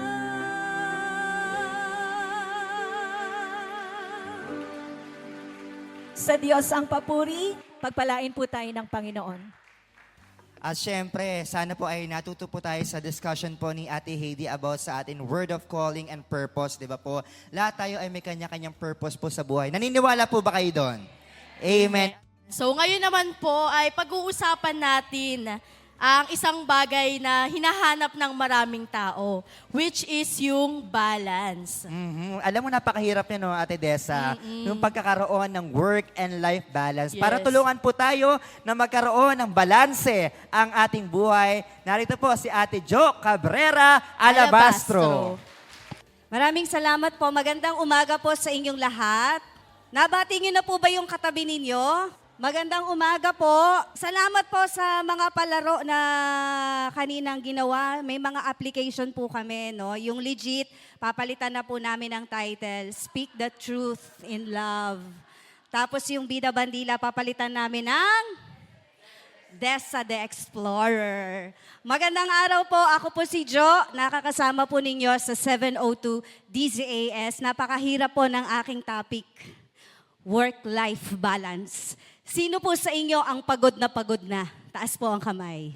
Salamat sa Panginoon for saying that, because kayo po ay may courage na aminin na kayo ay pagod na. Sabi nila, kapag ginagawa mo yan sa Panginoon, hindi ka mapapagod. Pero nakakapagod po talaga no? Sa totoong buhay po, nakakapagod po. That's why, meron pong mga paalala po sa atin ng Panginoon. Magsimula po tayo sa healthy perspective. Healthy perspective by admitting, hindi natin kaya. We are limited. Naalala po ninyo yung sinabi ni Jesus kay Martha, Martha, Martha. 2 beses niya sinabi yung pangalan ni Martha. Ano po bang pangalan niyo? 2 beses niyo nga sabihin. Jo. Masyado kang abala sa maraming bagay, ang pinili ni Maria ay ang mahalaga. At ang mahalaga na yon ay hindi mawawala sa kanya. Pinaalalahanan ni Jesus si Martha, para kay Jesus naman yun, di ba? Importante naman yun. Pero ang panaalala ng Panginoon, what is important will never be taken away from Mary. So let's begin with a healthy perspective. That we too ay tao. Even si Jesus, di ba? Umiyak siya, tao siya. Huwag po tayong magpaka-plastic. Kaya ko to. Mga babae, ang hilig po natin magpaka-plastic. I'm sorry, no? Pero mga nanay, yung bang pagod na po, pero ayun, salamat po sa salita. Kinakaya pa. Kaya ko pa rin magluto ng itlog. 35 na yung anak. Pinagluluto pa ng nanay na 72 years old, ano? Pero let's begin with a healthy perspective. That is why the Lord is teaching us to have a healthy work-life balance. Meron pong araw na create ang mundo, may araw ng pamamahinga. When we have a work-life balance, it doesn't mean tayo po ay lazy, tayo po ay tamad. We avoid responsibility, nagbibilang ng oras yan. Maganda rin na meron tayong healthy perspective sa ages ng mga workmates po natin. Sa amin po, sa 702 DZAS, kami po ni Ate Heidi ay mga dinosaur na. Sa Jurassic Park, doon po kami nagsimula. Pero marami po mga bata ang aming mga kamanggagawa ngayon and we have different work ethics. Kami, we work hard.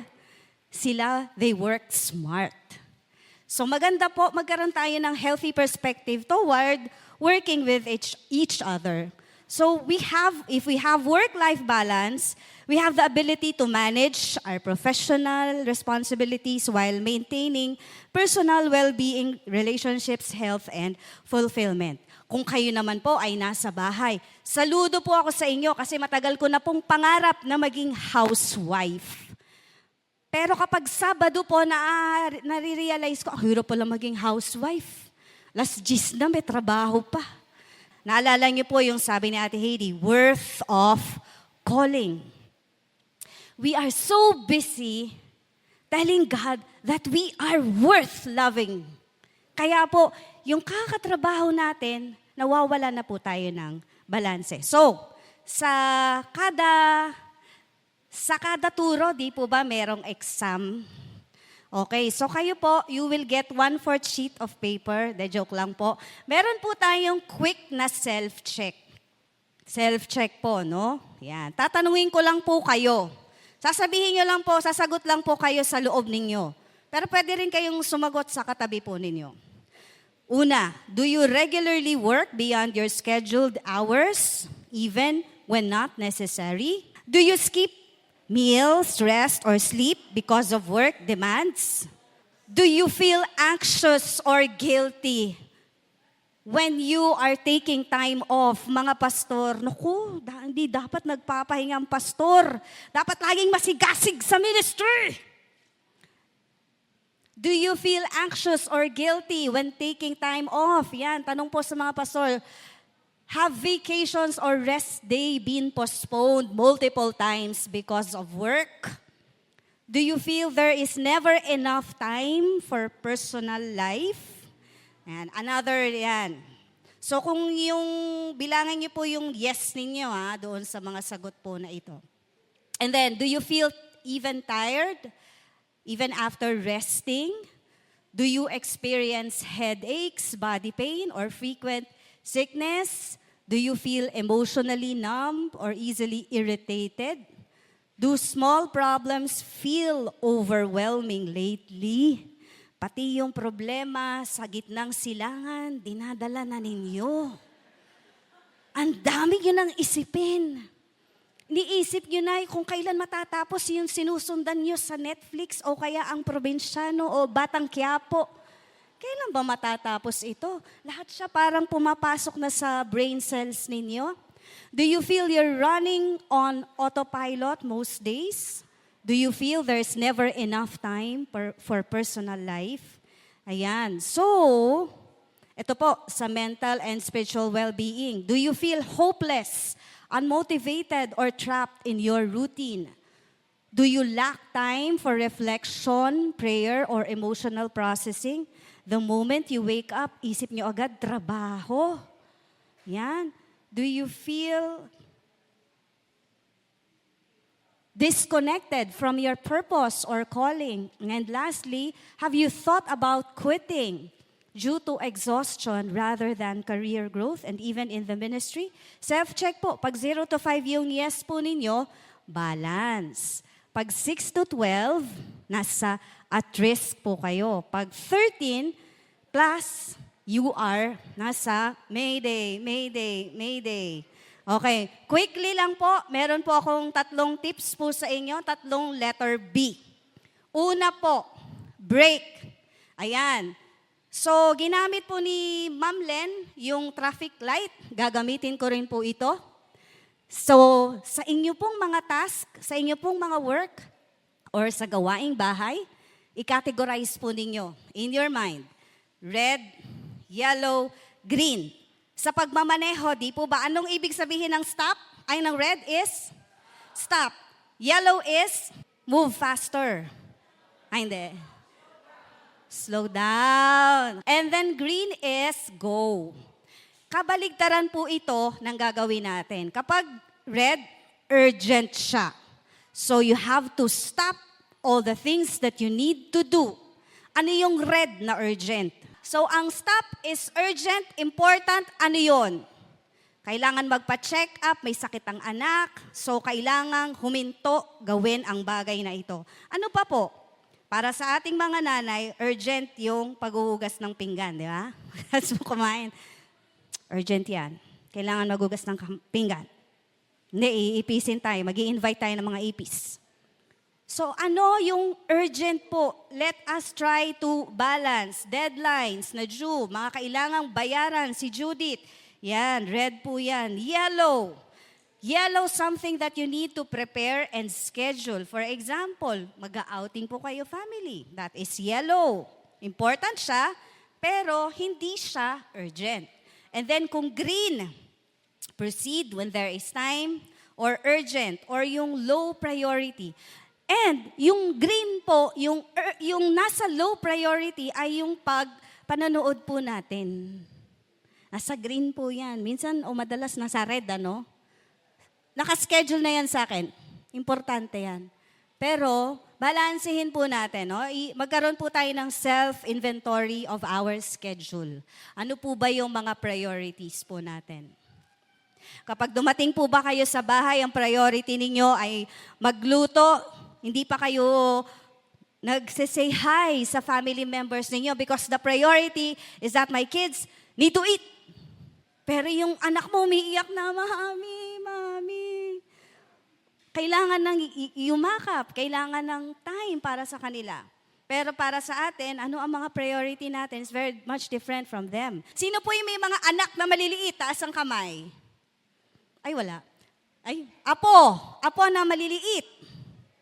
Ayan. Minsan naman din siguro kayong naging bata, ano po? Kapag nung bata pa kayo, anong gusto nyong gawin kapag kinakausap kayo ng magulang ninyo? Tumingin sa mata, di ba? Minsan nga, hinahawakan pa ng bata yung mukha ng kanyang nanay o tatay. Mami, kinakausap kita. Because that for them is important. Kailangan, priority po natin is our family time. Family is always our priority. Minsan po na na hinawawala po tayo sa balanse kapag ang priority po natin nasosobrahan po tayo sa ministry, nawawalan po tayo ng oras sa ating pamilya. And our family is our ministry. Sabihin niyo nga po yun. My family is my ministry. Again, my family is my ministry. And then, yun po, another point is break. No? Unang point po natin, break. Break before you break. Di ba sa pagmamaneho, kapag kayo ay umaandar, tapos nag-overspeed kayo, pag hindi kayo nagpreno, aksidente mangyayari. Break before you break. So you need to take a rest. Matulog. Importante po yun. Kung kayo ay estudyante, tapos ang bragging rights ninyo, hindi ako natutulog para mag-review. Mali po yun. Matulog po kayo. Dahil ang tanging paraan para makapag-rest ang ating mind ay ang pagtulog. Napakaganda ng creation ng Panginoon sa ating pagtulog. Matulog. Yun lang po ang magdi-detoxify. The only way that will detoxify our brain cells is through sleeping. Habang natutulog tayo, meron pong gumagana sa utak natin, mga janitor ng utak natin na nag-aalis ng toxin. Kaya po kailangan matulog. Napapansin nyo kapag hindi kayo nakatulog, pero wag naman po kayong matulog ngayon. Matulog po kayo sa tamang oras ng pagtulog. Ayan. Pag di po kayo nakatulog, di ba mainit ang ulo? So, kailangan po natin magpahinga.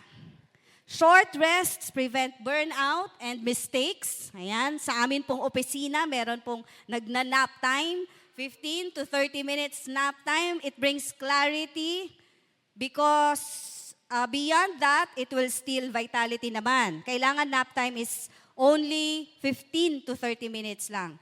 And ito po, practice 4-7-8 technique. Kapag kayo na-overwhelm, kayo ay na-anxious, 4-7-8 technique. Ano po yung 4-7-8? Pamamaraan ng paghinga. Practicein po natin. Mag-i-inhale kayo ng 4. Pagbilang ako ng 4, inhale 4. And then pause. Pause for 7 seconds and then exhale for 8 seconds. Okay? Gagawin po natin ngayon. Magbibilang ako ng 1, 2, 3, 4. Inhale kayo. Magpo-pause ng 7 seconds and then exhale 8. Okay? Inhale. 1, 2, 3, 4. Pause. 1, 2, 3, 4, 5, 6, 7. Slowly exhale. 1, 2, 3, 4, 5, 6, 7, 8. Isa pa po. Kaya? May ambulansya naman po yata tayong naka-ready. Alright, isa pa. Inhale. 1, 2, 3, 4. Pause. 1, 2, 3, 4, 5, 6, 7. Pause. Exhale. 1, 2, 3, 4, 5, 6, 7, 8. Gagawin po ninyo yan kapag yung nagagalit kayo, kapag yung kinakabahan kayo, hindi kayo makapag-isip ng matino, nakakatulong po yan para kalmahin ang inyong puso, ang inyong isip, para mag-distribute ng oxygen sa buong brains. And then, live the moment. No? At work, magtrabaho. Sa bahay, focus on family and rest. And lastly, BFF factor. Sino po sa inyo may best friend doon? Yan. Kung may best friend po kayo doon, sabi po sa statistics, no, yung mga younger employees, preference po nila meron silang emotional support sa trabaho. Kahit po sa ministry, di ba? Kahit sa simbahan, maganda na may binubuong mga grupo because it encourages one another. That is a support system that will also help us to have a work-life balance. Hindi po tayo nilikha ng Panginoon na mag-isa sa buhay natin. That's why we need people, we need someone na tutulong po sa atin. And panghuli po, balance is subjective. Balance looks different for everyone, so it's okay to step back and reassess regularly. Paano magre-reassess? Bago po kayo matulog, Self-inventory po kayo. Ano po yung mga bagay na nakaubos ng oras ninyo? Pagpalagay natin meron tayong 24 oras. Ano ang 10% ng 24 hours? 2 hours and 4 minutes. Mabuti na lang may mga mahusay sa math. 2 hours and 4 minutes of communion with God. Napakahalaga po niyan na gagawin sa ating buhay. 2 hours and 4 minutes. What is 2 hours and 4 minutes out of that 24 hours given to us every day? Magpasalamat po tayo sa Panginoon na binigyan niya tayo ulit ngayon ng bagong set of 24 hours. And maraming salamat po sa inyo for taking time para tayo ay magkasama-sama, matuto at maitaas ang pangalan ng Panginoon. Sa panghuli po, ang reminder po sa atin ni Jesus, paalaala niya kay Martha. Luke 10:41-42. Martha, Martha, you are worried and upset about many things, but few things are needed, or indeed only one. Mary has chosen what is better, and it will not be taken away from her. The presence of our Lord will be our strength, our guide. And let us offer our daily bread, our daily thing, our daily life to our Lord.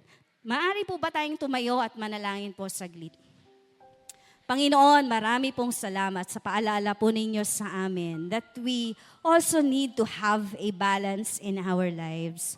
Lord, thank you sa pagpapaalala po ninyo na may mga bagay po kami na pinahahalagahan pero maliit lang naman, of little importance po. And so, Father, we ask of you today that you will give us wisdom. And Lord, that you will remind us that your presence is more than enough. This is our prayer in Jesus' name. Amen. Thank you po. Maraming salamat po, Ma'am Jo Cabrera Alabastro, sa napakagandang learnings about sa work, life, and balance. At syempre, hindi pa po tayo tapos. Madami pa po tayong programa. So, stay put and stay still lamang po kayo mga kaagapay. And of course, nadako po tayo sa isang another testimony po mula sa ating kaagapay, mula dito sa ating audience. And let's welcome po ang magbabahagi ng kanyang testimony, ang kwentong kaagapay. Sige po, ang mag-share po sa atin ngayong moment na to ay si Pastor Dan. Welcome po natin, palakpakan po natin si Pastor Dan. Purihin ang Panginoon at isang malaking pagpapala na may bahagi ko po ang aking patotoo patungkol sa pakikibahagi po sa DCAS. Simula nung ako po ay nakakilala sa Panginoon, ako po ay nag-aral sa Manila. Habang ako po ay nag-aaral, ang DCAS na po ang aking naging radyo. Bali, bagamat marami station, pero nakafix lang ako sa DCAS tulad po ni Pastor Raul, mula umaga hanggang gabi. Habang nag-aral, nakikinig, at maging sa mga pagkakataon na kung saan po ay naging pagpapala sa akin. No? Yung Hardin ng Panalangin sa panahon pa ni Kaesong at maging yung Heartline na malaking tulong po sa akin pagdating po sa counseling na ako po mismo ay napapagpala at nagamit din po ng Panginoon para makapag-counsel din naman sa iba. Maging Tanikalan Lagot, mahilig po ako sa drama. Kaya drama po ako pagka nakikinig ng Tanikalang Lagot. At ganoon din po sa pag-aaral na salita ng Biblia, ang aking naging personal na growth at maturity ay sa pakikinig po sa evening Bible study sa pamagitan po nila Chuck Swindoll, Chuck Smith, at maging ng iba pa mga tagapagturo ng Biblia. Bali, malaking pagpapala po sa aking paglago ang DCAS at nakarating na rin po ako sa mga celebration doon po sa Karuhatan.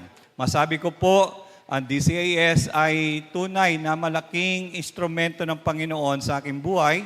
Simula nung ako'y nakilala sa Lord, sa aking pagiging binata, maging nung ako'y nagkaasawa at nakapagpamilya, ang DCAS po ang aming radyo sa loob po ng bahay. Ganun din po bilang pastor, napakalaking pagpapala po sa akin no, sa paglilingkod ang DZS. Ngayon po ang radyo sa bahay ay yung missionary radio.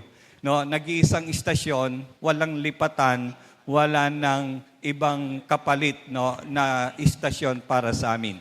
Maraming salamat po sa DZS at muli nakasama po namin kayo sa lugar po ng Bataan. Pagpalay po kayo ng Panginoon.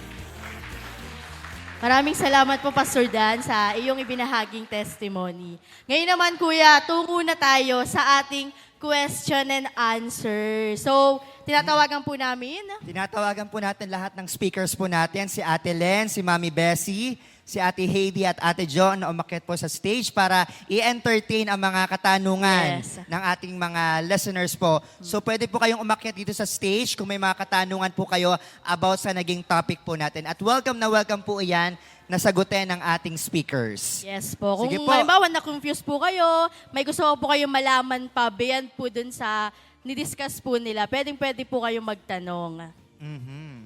Ayan. Sige Meron po. na po ba, may nakakaisip na po ba na gusto niyang tanungin sa ating mga tagapagturo ngayong araw? Sige po, punta lang po sa unahan yung gusto pong magtanong.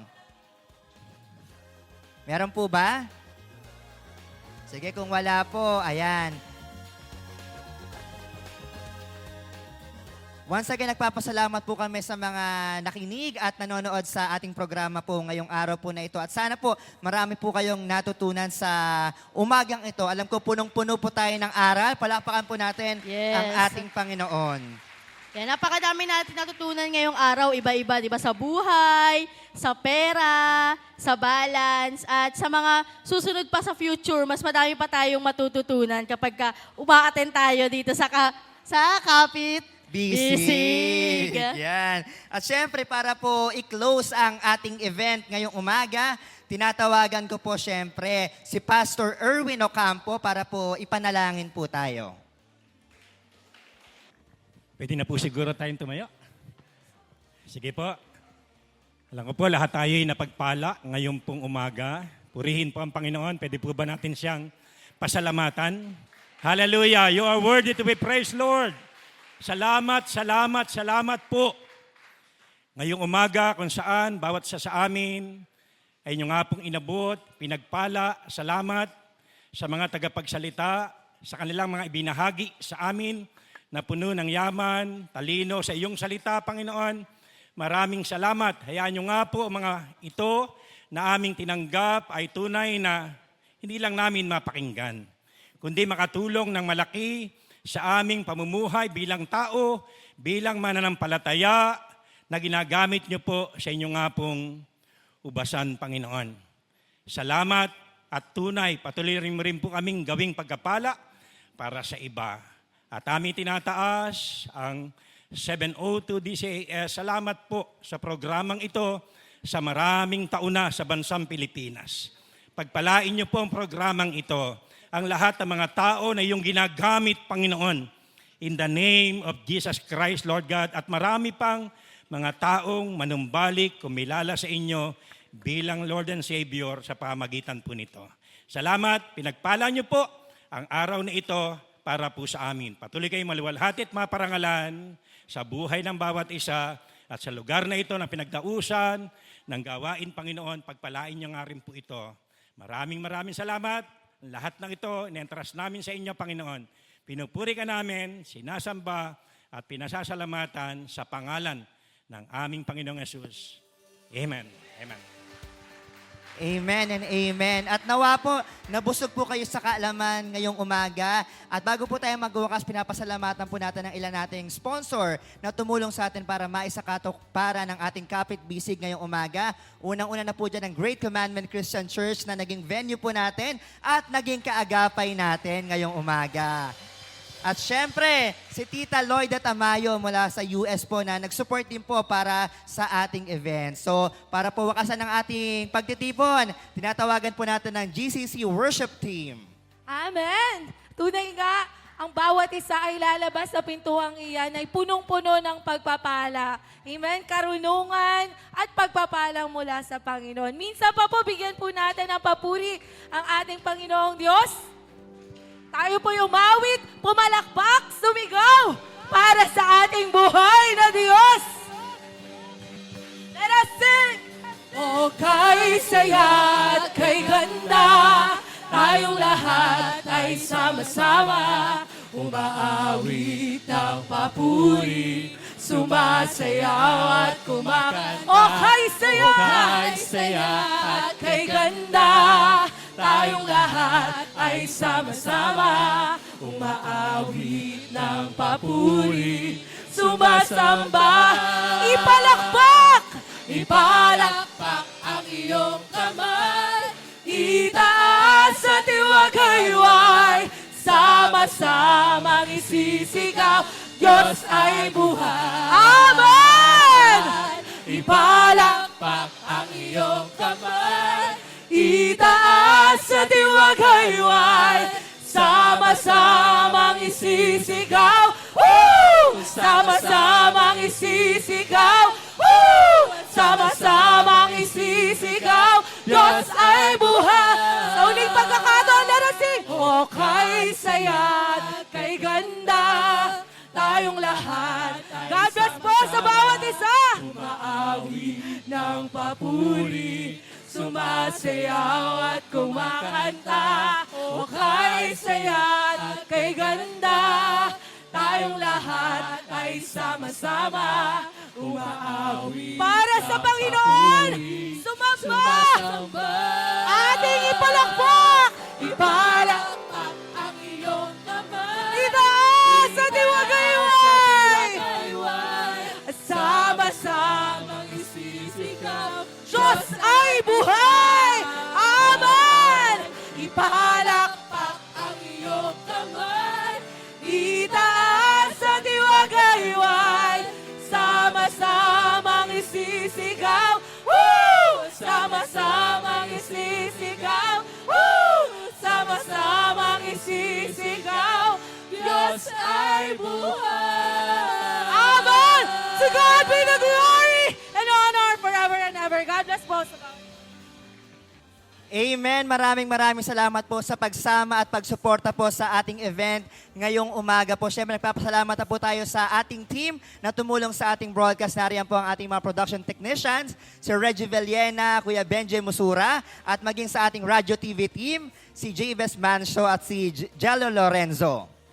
Maraming salamat din sa kaagapay natin dito sa Limay, Bataan. Ang GCC Choir, ang GCC Music Team, at ang kanilang mga pastors. At syempre, ang sumuporta ng ating napakagandang t-shirt, Speak the Truth in Love. Ayan, may replacement na tayo sa legit. Joke. Si Kuya Mart. Yan, maraming salamat. At syempre, kami po ang inyong nakasama. Ako po si Kyle Garcia. At ako naman po si Desa Magtunaw. Maraming salamat po at sa Diyos ang papuri!